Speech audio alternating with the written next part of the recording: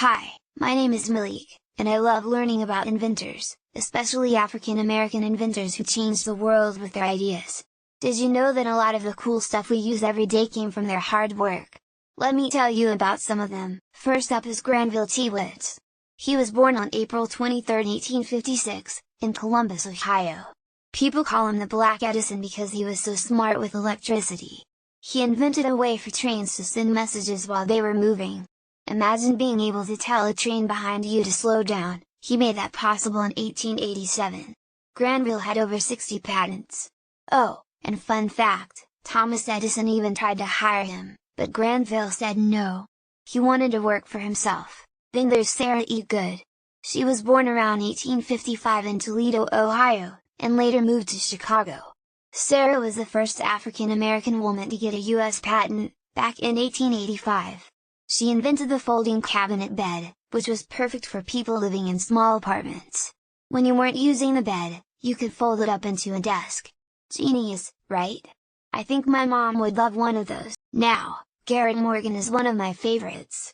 He was born on March 4, 1877, in Paris, Kentucky. He invented the traffic light in 1923, but not the kind you're thinking of. His had 3 signals: stop, go, and a warning. That's where the yellow light comes from. Before that, there were only 2 signals, and drivers had a lot of accidents. He also invented a gas mask in 1914. That mask saved so many lives, especially during World War I.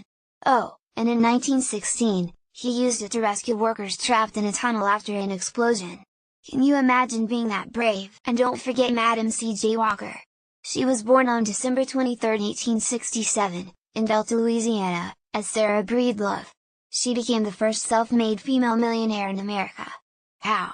By making hair care products for African American women. Back then, there weren't many options for black women to take care of their hair, so Madam CJ made her own. She also helped other women start their own businesses.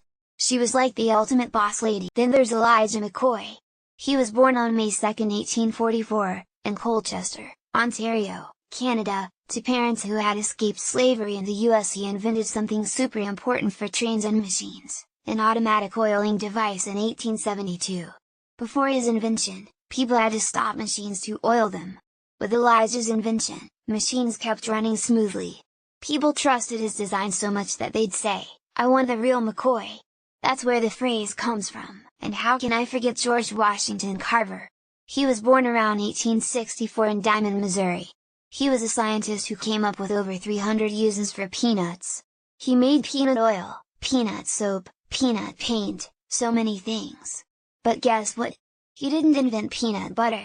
John Harvey Kellogg filed a patent for peanut butter in 1895. Still, he helped farmers by teaching them to grow peanuts and other crops to keep their soil healthy.